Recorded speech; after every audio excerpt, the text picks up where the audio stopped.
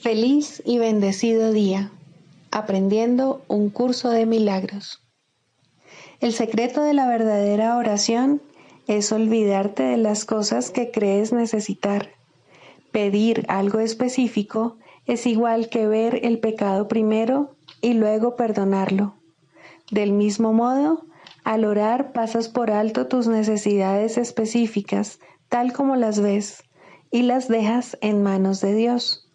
Ahí se convierten en los regalos que le haces, pues le dicen que no antepondrás otros dioses a Él, ni que quieres otro amor que el suyo. Este libro es un comienzo, no un final.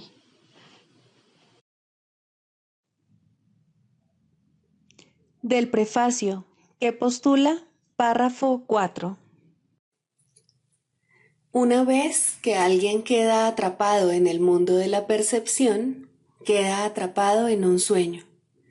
No puede escapar sin ayuda, porque todo lo que sus sentidos le muestran da fe de la realidad del sueño. Dios nos ha dado la respuesta, el único medio de escape, el verdadero ayudante. La función de su voz, su Espíritu Santo, es mediar entre los dos mundos. El Espíritu Santo puede hacer eso porque, si bien por una parte conoce la verdad, reconoce también nuestras ilusiones, aunque no cree en ellas.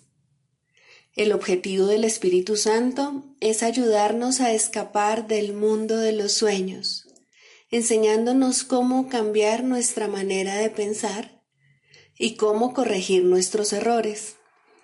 El perdón es el recurso de aprendizaje excelso que el Espíritu Santo utiliza para llevar a cabo ese cambio en nuestra manera de pensar. El curso, no obstante, ofrece su propia definición de lo que en realidad es el perdón, así como también de lo que es el mundo.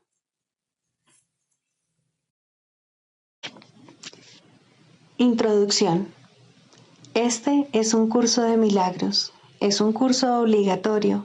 Solo el momento en que decides tomarlo es voluntario. Tener libre albedrío no quiere decir que tú mismo puedas establecer el plan de estudios. Significa únicamente que puedes elegir lo que quieres aprender en cualquier momento dado. Este curso no pretende enseñar el significado del amor, pues eso está más allá de lo que se puede enseñar.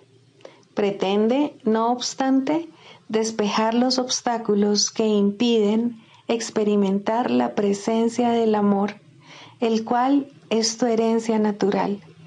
Lo opuesto al amor es el miedo, pero aquello que todo lo abarca no puede tener opuestos. Este curso puede, por lo tanto, resumirse muy simplemente de la siguiente manera. Nada real puede ser amenazado. Nada irreal existe. En esto radica la paz de Dios.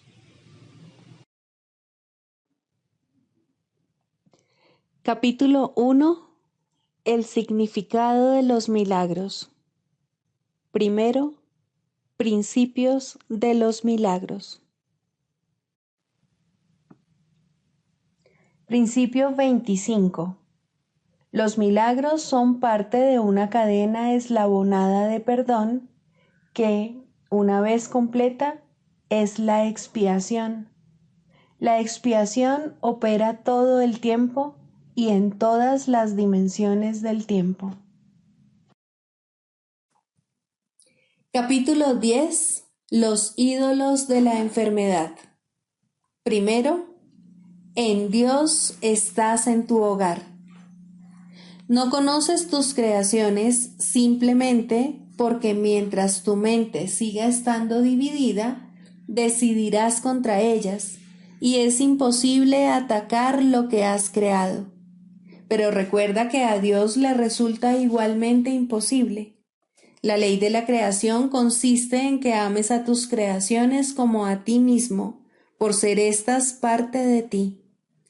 Todo lo que fue creado se encuentra, por lo tanto, perfectamente a salvo, porque las leyes de Dios lo protegen con su amor.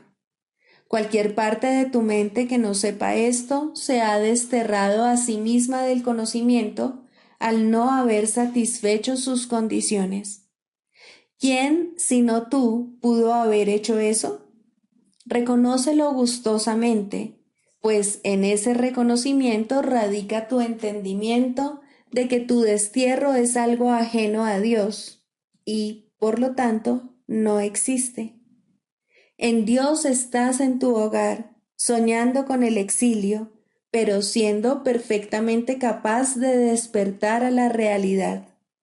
¿Deseas realmente hacerlo? ¿Reconoces por experiencia propia que lo que ves en sueños lo consideras real mientras duermes?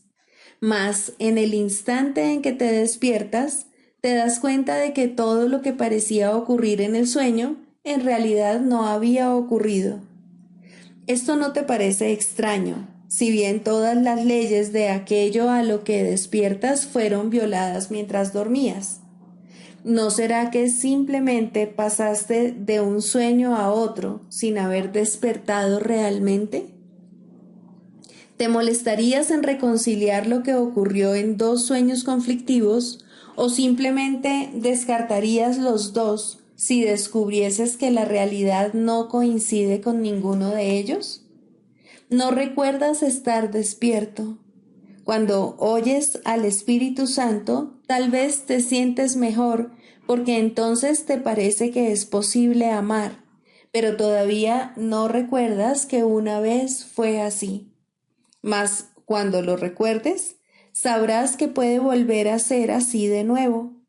Lo que es posible no se ha logrado todavía. Sin embargo, lo que una vez fue, aún es, si es que es eterno. Cuando recuerdes, sabrás que lo que recuerdas es eterno y por lo tanto que se encuentra aquí ahora. Recordarás todo en el instante en que lo desees de todo corazón, pues si desear de todo corazón es crear, tu voluntad habrá dispuesto el fin de la separación y simultáneamente le habrás devuelto tu mente a tu Creador y a tus creaciones. Al conocerlos, ya no tendrás deseos de dormir, sino solo el deseo de despertar y regocijarte.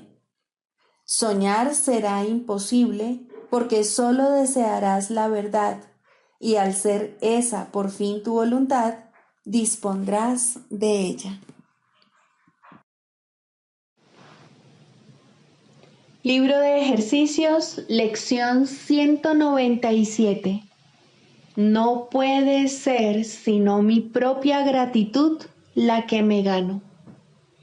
He aquí el segundo paso que damos en el proceso de liberar a tu mente de la creencia en una fuerza externa enfrentada a la tuya. Tratas de ser amable y de perdonar, pero si no recibes muestras de gratitud procedentes del exterior y las debidas gracias, tus intenciones se convierten de nuevo en ataques. Aquel que recibe tus regalos los tiene que recibir con honor, o de lo contrario se los quitas.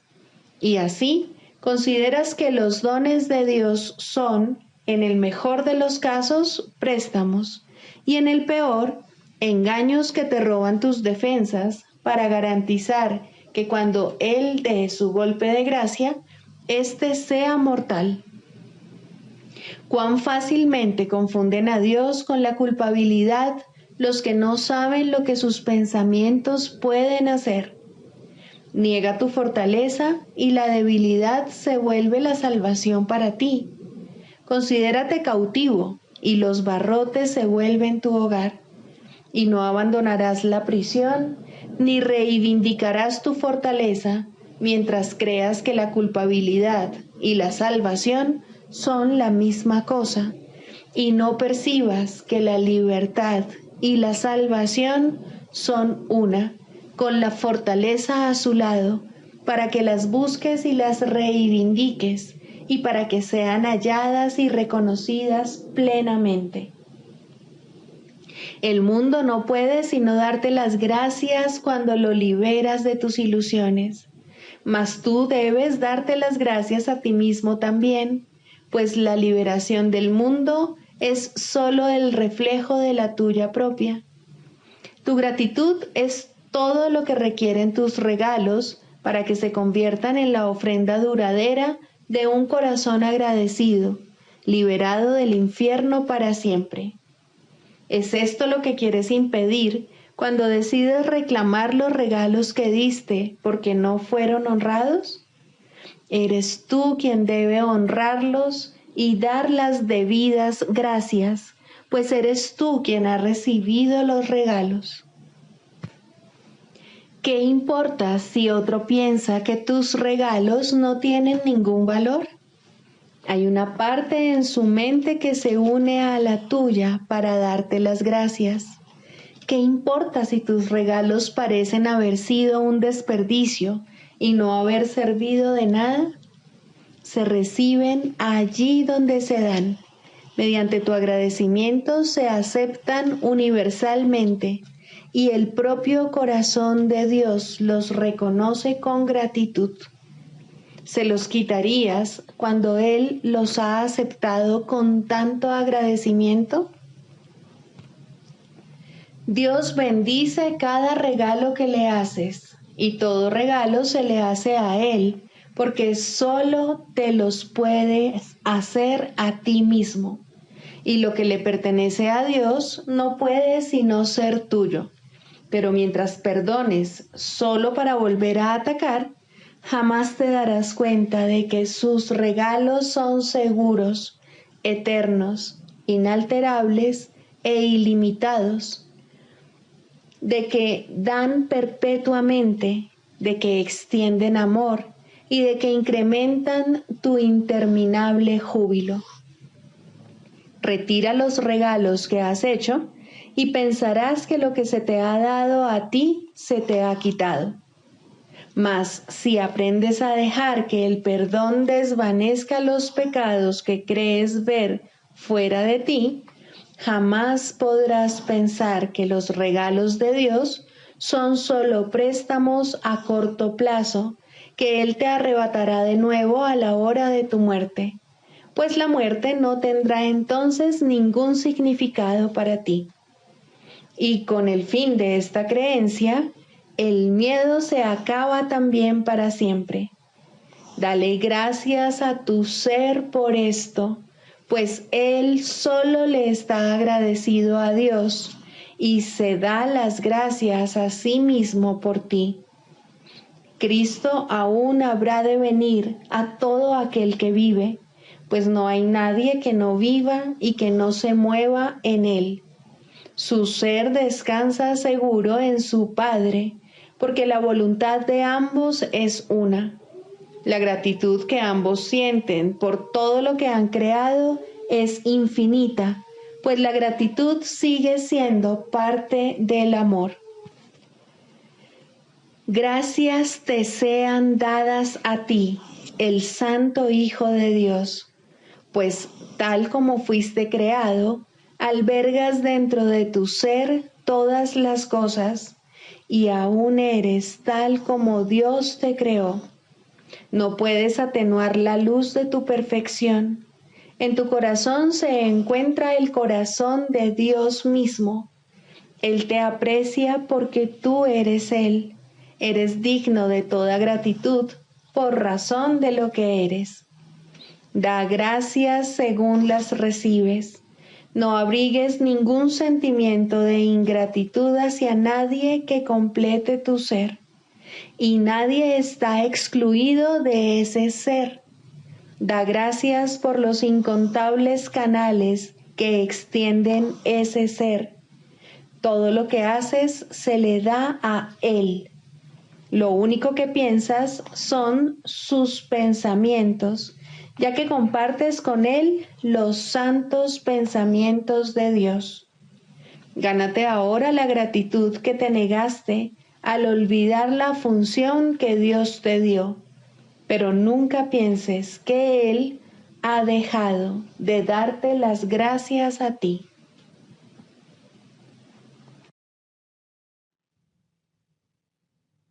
Del manual para el maestro, pregunta 4. ¿Cuáles son las características de los maestros de Dios? 6. Indefensión. Los maestros de Dios han aprendido a ser sencillos. No tienen sueños que tengan que defender contra la verdad. No tratan de forjarse a sí mismos. Su júbilo procede de saber quién los creó. ¿Y es acaso necesario defender lo que Dios creó? Nadie puede convertirse en un maestro de Dios avanzado hasta que no comprenda plenamente que las defensas no son más que absurdos guardianes de ilusiones descabelladas. Cuanto más grotesco es el sueño, más formidables y poderosas parecen ser sus defensas. Sin embargo, el Maestro de Dios acepta finalmente mirar más allá de ellas. Se da cuenta de que allí no había nada. Lentamente, al principio, permite que se le desengañe, pero a medida que su confianza aumenta, aprende más rápido. Cuando se abandonan las defensas, no se experimenta peligro. Lo que se experimenta es seguridad. Lo que se experimenta es paz.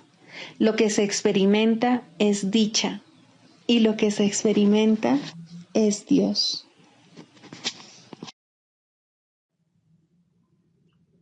Manual para el maestro, pregunta 16. ¿Cómo debe pasar el día el maestro de Dios? Para un maestro de Dios avanzado, esta pregunta es irrelevante. No tiene un programa fijo, pues las lecciones cambian de día en día. Pero el maestro de Dios está seguro de una sola cosa: las lecciones no cambian al azar. Al darse cuenta de esto y entender que es verdad, el maestro descansa contento. Se le dirá cuál ha de ser su papel hoy, mañana y siempre. Y aquellos que compartan ese papel con él le encontrarán para que juntos puedan aprender las lecciones de ese día. Nadie de quien él tenga necesidad estará ausente. No se le enviará a nadie que no tenga un objetivo de aprendizaje ya establecido y que pueda aprender ese mismo día. Para el maestro de Dios avanzado, esta pregunta es, por consiguiente, superflua. Ya la planteó y ya se le contestó, y él se mantiene en continuo contacto con la respuesta. Ya lo tiene todo y ve desplegarse ante él, seguro y libre de obstáculos, el camino que tiene que recorrer. Pero, ¿qué ocurre con aquellos que todavía no han alcanzado la certidumbre que él posee? Esos aún no están listos para una falta de estructura así. ¿Qué es lo que tienen que hacer para aprender a entregarle el día a Dios? Hay algunas reglas generales a seguir, aunque cada cual debe usarlas a su manera como mejor pueda. Las rutinas como tales son peligrosas porque se pueden convertir fácilmente en dioses por derecho propio y amenazar los mismos objetivos para los que fueron establecidas. Se puede decir, por lo tanto, que en términos generales es mejor comenzar el día bien. Siempre es posible, no obstante, comenzar de nuevo si no se comenzó debidamente. Con todo, es obviamente ventajoso comenzarlo bien y de esa manera ahorrar tiempo. En un principio es aconsejable pensar en función del tiempo, aunque este no es de ningún modo el criterio esencial, probablemente es el más fácil de observar al principio. Inicialmente se hace hincapié en ahorrar tiempo, que si bien sigue siendo importante a lo largo de todo el proceso de aprendizaje, se recalcará cada vez menos. De entrada, podemos decir con seguridad que el tiempo que se dedica a comenzar bien el día ciertamente ahorra tiempo. ¿Cuánto tiempo debe emplearse en ello? Eso depende del mismo Maestro de Dios, quien no puede adjudicarse a sí mismo ese título hasta que haya completado el libro de ejercicios, ya que estamos aprendiendo dentro del marco de este curso. Después de haber finalizado las sesiones de práctica más estructuradas contenidas en el libro de ejercicios, la necesidad individual será el factor determinante. Este curso es siempre práctico. Puede ser que el Maestro de Dios no se encuentre en una situación que sea conducente a pasar unos minutos en un estado de quietud, nada más al despertarse. Si ese es el caso, que recuerde tan solo que su elección es pasar un ratito con Dios lo antes posible y que lo haga. La cantidad de tiempo que dedique a ello no es lo más importante. Uno puede fácilmente pasarse 1 hora sentado, inmóvil, con los ojos cerrados y no lograr nada. O bien puede, con igual facilidad, dedicarle a Dios solo un instante y en ese instante unirse a Él completamente. Quizá la única generalización que puede hacerse al respecto es la siguiente. Dedica un rato, lo antes posible, después de despertarte, a estar en silencio. Y continúa durante 1 o 2 minutos más después de que haya comenzado a resultarte difícil. Probablemente descubrirás que la dificultad disminuye y desaparece. En caso de no ser así, ese es el momento de parar. Por la noche se debe seguir el mismo procedimiento. Tal vez tu periodo de sosiego deba ser temprano en la noche, si no te es posible hacerlo inmediatamente antes de irte a dormir. No debes hacerlo acostado, es mejor estar sentado, en cualquier postura que prefieras.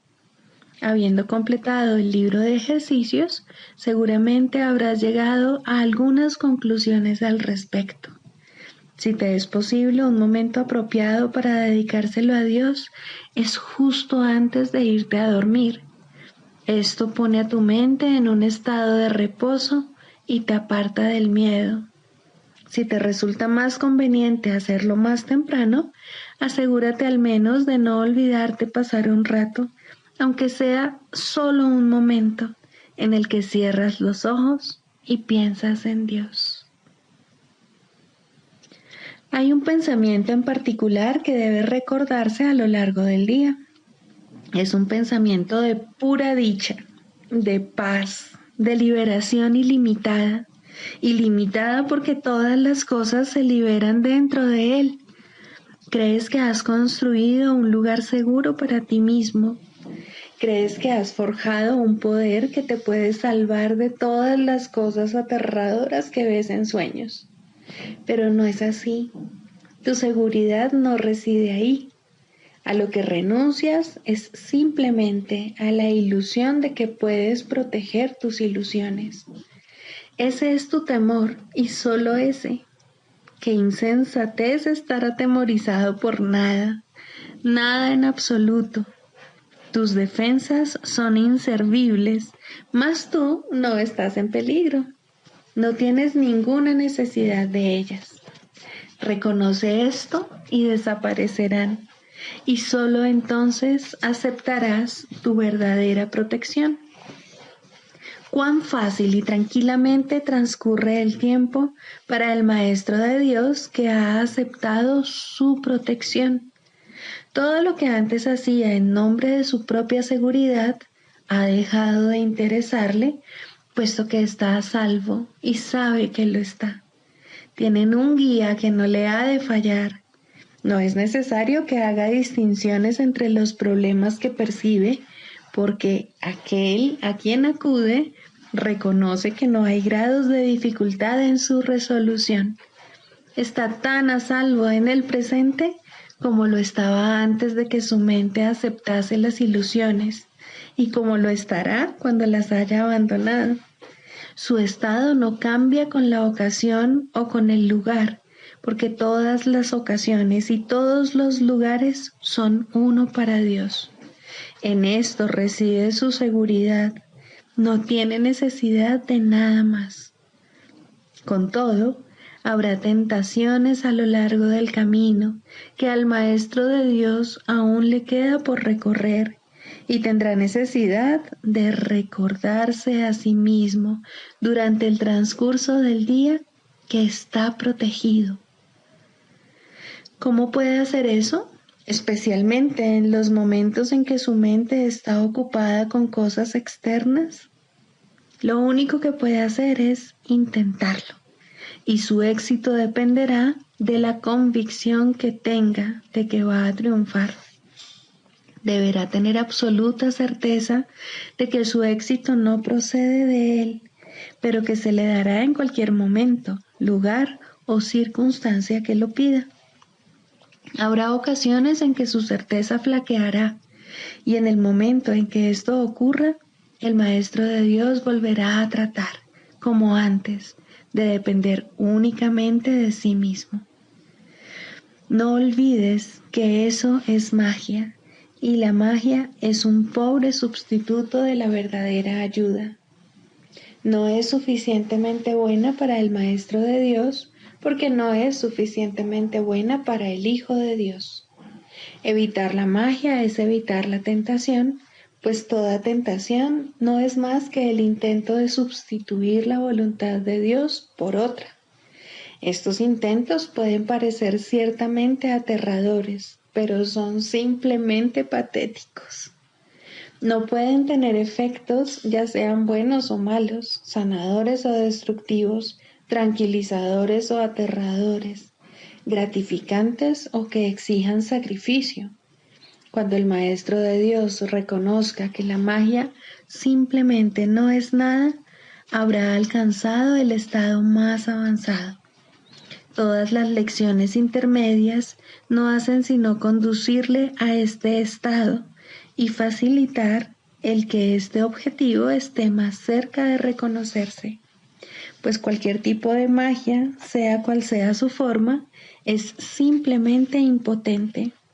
Su impotencia explica por qué es tan fácil escaparse de ella. Es imposible que lo que no tiene efectos pueda aterrorizar.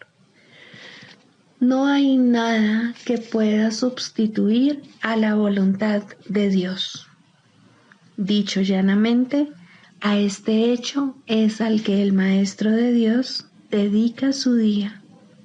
Cualquier otro sustituto que acepte como real tan solo puede engañarle, mas está a salvo de cualquier engaño si así lo decide.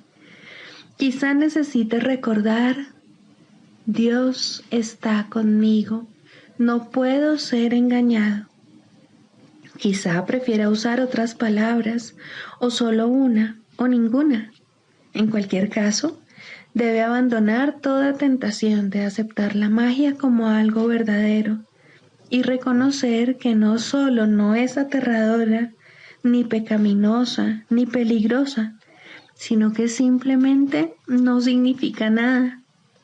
Al estar arraigada en el sacrificio y la separación, que no son más que dos aspectos de un mismo error, el Maestro de Dios elige simplemente renunciar a todo lo que nunca tuvo, y a cambio de ese sacrificio, entre comillas, se le restaura el cielo en su conciencia. ¿No te gustaría un intercambio así? El mundo lo haría gustosamente si supiera que se puede hacer. Los maestros de Dios son los que deben enseñarle que sí se puede, y por lo tanto, su función es asegurarse de que ellos mismos lo hayan aprendido. No hay otro riesgo durante el día, excepto el de poner tu confianza en la magia, pues solo eso conduce al dolor. No hay más voluntad que la de Dios. Sus maestros saben que esto es así y han aprendido que todo lo demás es magia. Lo que mantiene viva la creencia en la magia es la ilusión simplista de que la magia da resultado. Los maestros de Dios deben aprender a detectar las diversas formas de magia a lo largo de todo su entrenamiento, cada día y cada hora, e incluso cada minuto y cada segundo, y a percibir el hecho de que no significan nada. Cuando se las deja de temer, desaparecen, y así se vuelve a abrir la puerta del cielo, y su luz puede volver a irradiar sobre la mente que se encuentra en paz.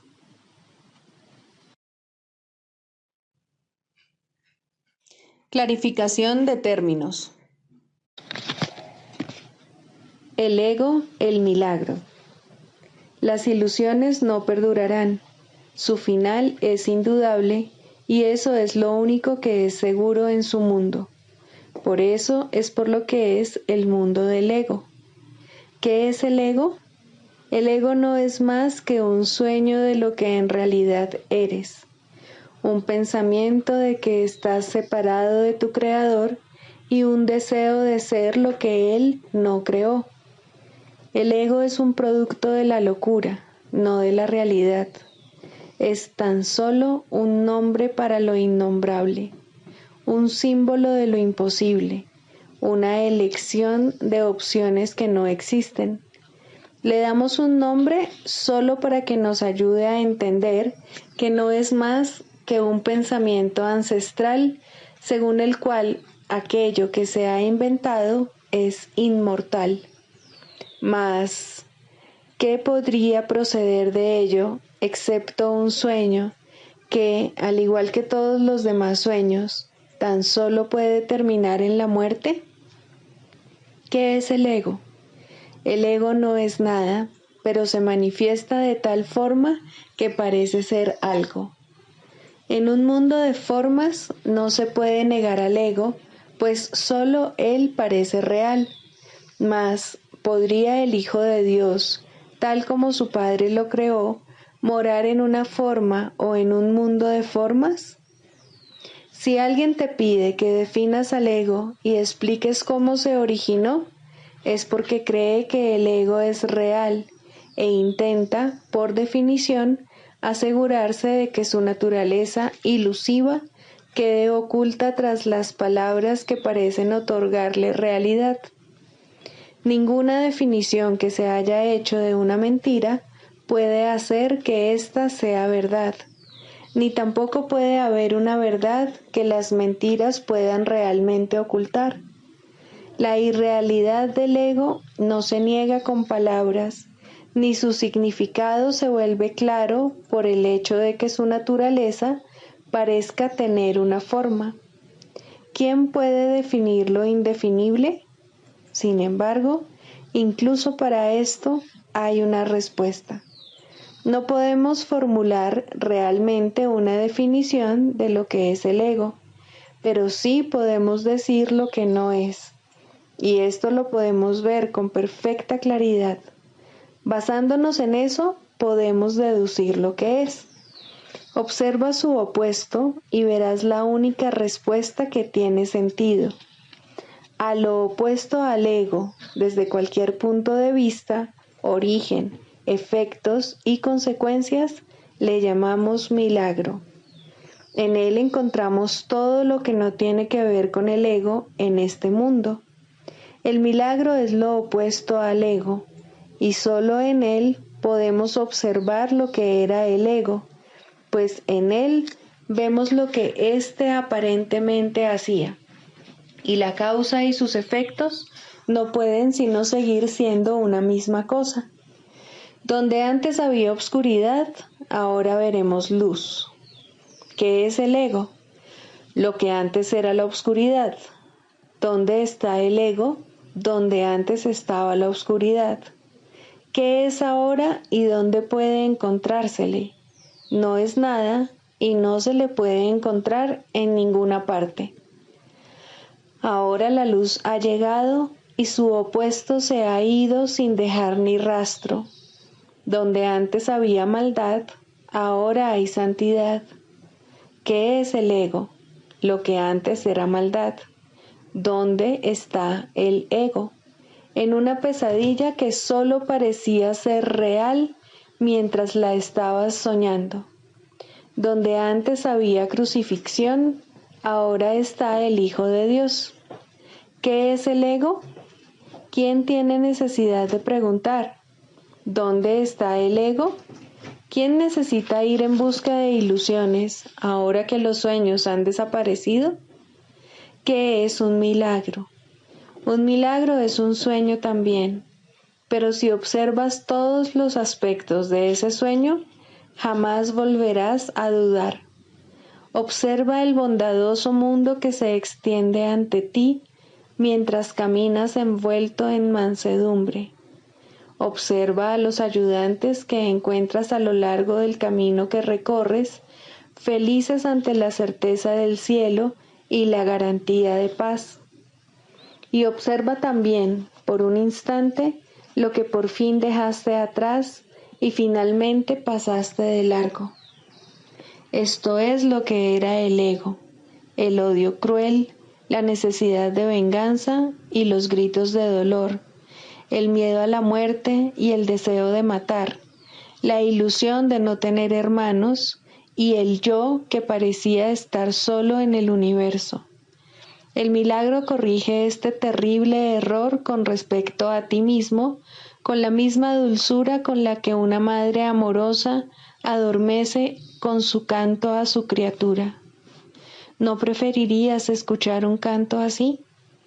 ¿No contestaría ese canto todo lo que pensabas preguntar, haciendo incluso que la pregunta dejase de tener sentido? Tus preguntas no tienen respuesta, ya que han sido planteadas para acallar la voz de Dios, la cual nos hace a todos una sola pregunta. ¿Estás listo ya para ayudarme a salvar el mundo?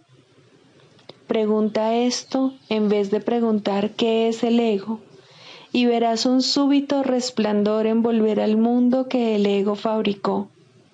Ahora no se le niega a nadie ningún milagro.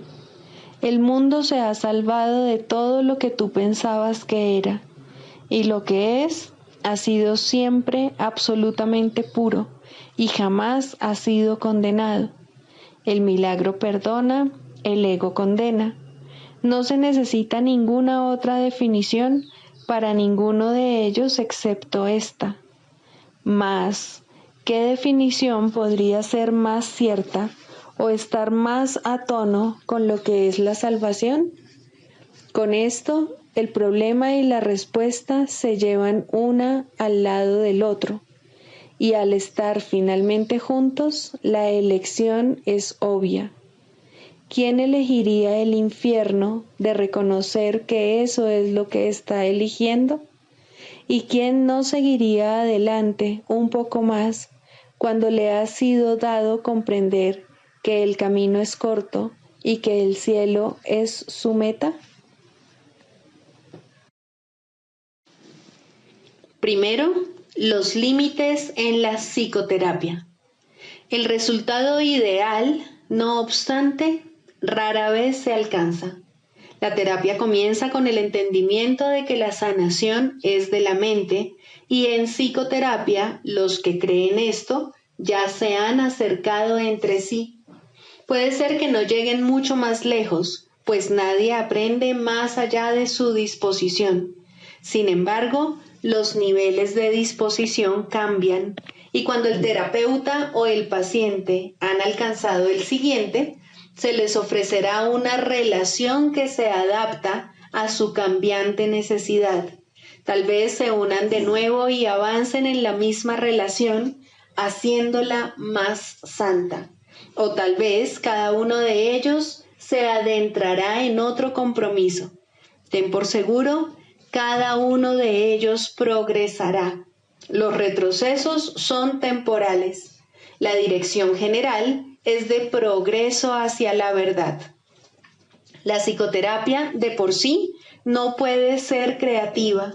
Este es uno de los errores que el ego fomenta, que es capaz de verdadero cambio y, por consiguiente, de verdadera creatividad.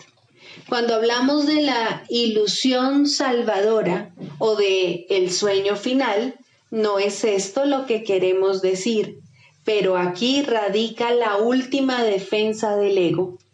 La resistencia es su manera de ver las cosas, su interpretación del progreso y del crecimiento. Estas interpretaciones estarán necesariamente equivocadas, puesto que son ilusorias. Los cambios que el ego busca no son cambios reales, son solo sombras más profundas o tal vez distintos patrones de nubes. Sin embargo, lo que está hecho de nada no puede ser llamado nuevo o diferente. Las ilusiones son ilusiones. La verdad es verdad. La resistencia, como se define aquí, puede ser característica tanto de un terapeuta como de un paciente. En ambos casos, le pone un límite a la psicoterapia porque restringe sus objetivos. El Espíritu Santo tampoco puede luchar contra las intrusiones del ego en el proceso terapéutico, pero Él esperará y su paciencia es infinita. Su meta es siempre totalmente indivisa. Cualesquiera que sean las resoluciones alcanzadas por el paciente y el psicoterapeuta con respecto a sus propias metas divergentes, no pueden llegar a reconciliarse completamente como una hasta que se unen con las suyas. Solo entonces acaba todo conflicto, pues solo entonces puede haber certidumbre. En forma ideal, la psicoterapia es una serie de encuentros santos en los que los hermanos se encuentran para bendecirse y recibir la paz de Dios. Y esto llegará a ocurrir algún día para todo paciente sobre la faz de la tierra, pues ¿quién, sino un paciente, podría haber llegado aquí? El terapeuta es solo un maestro de Dios un poco más especializado. Aprende mediante la enseñanza y cuanto más avanzado se encuentra, más enseña y más aprende. Pero cualquiera que sea la fase en la que se encuentra, hay pacientes que lo necesitan exactamente así. No pueden asimilar más de lo que él puede dar por el momento. Sin embargo, ambos finalmente hallarán la cordura. El canto de la oración. Cuarto, orar con otros. Hasta que, por lo menos, no comience el segundo nivel, uno no puede unirse a otros en oración, pues hasta ese punto, cada cual no puede sino pedir cosas diferentes.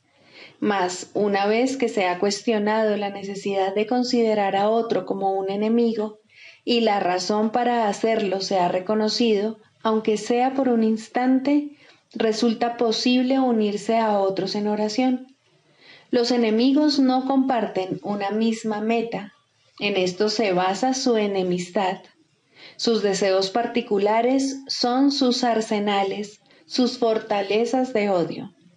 La clave para alcanzar un nivel aún más alto de oración radica en este sencillo pensamiento, en este cambio de mentalidad. Tú y yo caminamos juntos. Ahora es posible ser de ayuda en la oración y de esta manera tú mismo podrás subir un peldaño más. Con este paso se inicia el ascenso más rápido, pero todavía quedan muchas lecciones por aprender. El camino está libre y despejado y hay motivos para sentirse esperanzado. Aún así, es posible que al comienzo lo que piden, incluso aquellos que se unen en oración, no sea la meta a la que la oración debería realmente aspirar. Incluso pueden pedir cosas juntos y así dar lugar a la ilusión de que comparten una misma meta. Pueden pedir juntos cosas específicas sin darse cuenta de que están pidiendo efectos sin causas, y esto no se les puede dar, pues nadie puede recibir tan solo efectos implorándolos a una causa de la que no provienen. De modo que incluso unirse a otros no es suficiente si los que oran juntos no preguntan, ante todo, ¿cuál es la voluntad de Dios?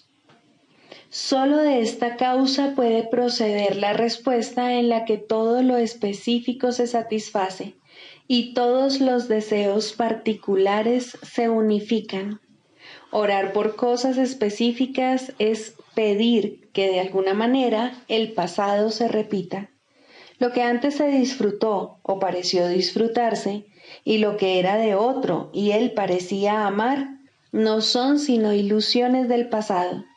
El objetivo de la oración es liberar el presente de su encadenamiento a las ilusiones del pasado y que la deje ser un remedio que se escoge libremente para corregir cada elección errónea que se haya tomado. Lo que la oración puede ofrecer ahora excede en tal medida todo cuanto antes pedías, que sería una lástima que te contentases con menos. Cada vez que oras, estás eligiendo tener nueva oportunidad.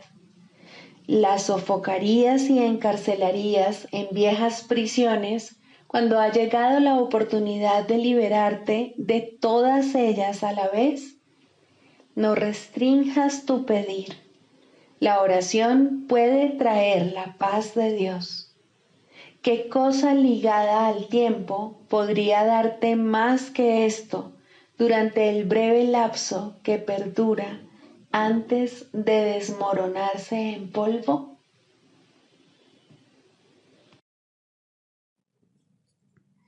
Sigamos a Jesús haciendo del perdón algo tan natural como respirar y algo tan vital como el aire.